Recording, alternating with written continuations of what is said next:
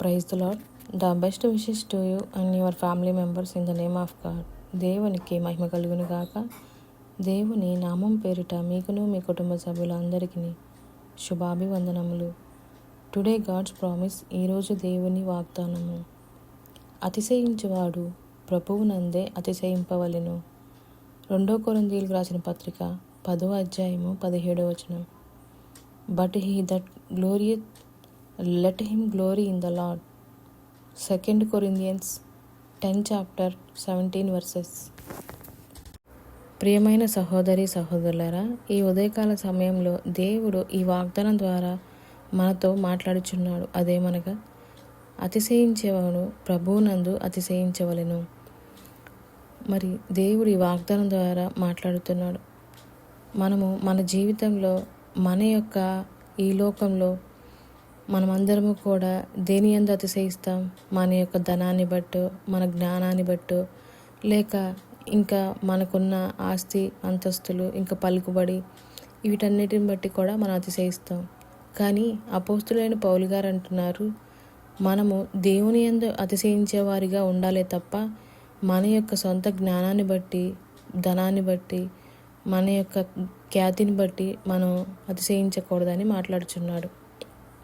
అందుకనే దేవుడు మనల్ని సృష్టించాడు. ఆయనే తన జ్ఞానాన్ని మనకిచ్చాడు. ఏది అంటే తన వాక్యం ద్వారా ఎలా జీవించాలి, మనం ఎలాగా ఉండాలి అనేది దేవుడు తన యొక్క వాక్యం ద్వారా తెలియచేస్తున్నాడు. అందుకనే పౌలు భక్తి గారు అంటున్నారు, కొంతమంది తన యొక్క జ్ఞానాన్ని బట్టి వారు గొప్పవారని చెప్పుకుంటున్నారు. కానీ అలాగా చెప్పకూడదు, అలాగా మనం జీవించకూడదు, అలాంటి హృదయం మనకి ఉండకూడదని మనం మాట్లాడుచున్నాడు. కాబట్టి ఈరోజు ఈ వాగ్దానంలో మనం కూడా మన జీవితంలో దేవుని బట్టి అతిశయిస్తున్నామా, లేక మన దైనందిన జీవితంలో మనకున్న సొంత ఆలోచనలు, బలమును, ధనాన్ని బట్టి అతిశయిస్తున్నామా, మనల్ని మనము పరిశీలించుకోవాలి. మన అతిశయము ఎక్కడ ఉంది, అలాగే మనము ఏ విధంగా అతిశయిస్తున్నాం అనేది పరిశీలించుకున్నట్లయితే అప్పుడు దేవుడు మనకి తగిన జ్ఞానం ఇస్తాడు. అప్పుడు మనం ఏం చేయాలి అంటే సరి చేసుకొని దేవుని యొక్క కృప మాత్రమే మనకి ఈ యొక్క జ్ఞానముగైన, ధనమైన, ఈ ఆరోగ్యమైన, ఈ జీవితమైన, ఈ ప్రాణమైన ఉందని నమ్మాలి. అలాంటి ఆలోచన మనం కలిగి ఉన్నట్లయితే దేవుని యొక్క నామము మహిమపరచబడుతుంది. ఆ విధమైన జీవితాన్ని మనం అందరము జీవించాలని, మన అతిశయము ప్రభువుని బట్టి మాత్రమే అతిశయించాలని పౌలు భక్తి గారు స్పష్టంగా ఈ మాటలను తెలియజేస్తున్నాడు. అలాగే మన జీవితంలో అలాంటి ప్రభువుని మహింపరిచేయంటి అతిశయాన్ని మనము కలిగి ఉండాలని దేవుణ్ణి ప్రార్థిద్దాం. ప్రార్థన. పరిశుద్ధుడా, ప్రేమ కలిగిన మా తండ్రి, నీకెన్నో వందనములు, స్తోత్రములు దేవా.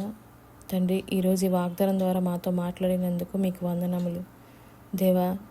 అతిశయము నీ అందే, నీలోనే, నీ నామానికి మహిమ తెచ్చే విధముగా మా అతిశయం ఉండాలి తప్ప ఈ లోక సంబంధమైన గర్వము, అతిశయము, ధనము, బలాన్ని బట్టి, జ్ఞానాన్ని బట్టి మా యొక్క అతిశయం ఉండకూడదు ప్రభువా. నీ అందే జీవించి నీలోనే అతిశయించే వారముగా నువ్వు ఇచ్చిన ఆ కృపలో తండ్రి మా గర్వములన్నిటిని తొలగించి మేము నీలోనే అతిశయించే వారముగా ఆ విధమైన జీవితంలో మమ్మల్ని నడిపించమని యేసయ్య అతి పరిశుద్ధ నామమున అడిగి వేడుకొని ప్రార్థించుకొనుచున్నాము తండ్రి. ఆమేన్.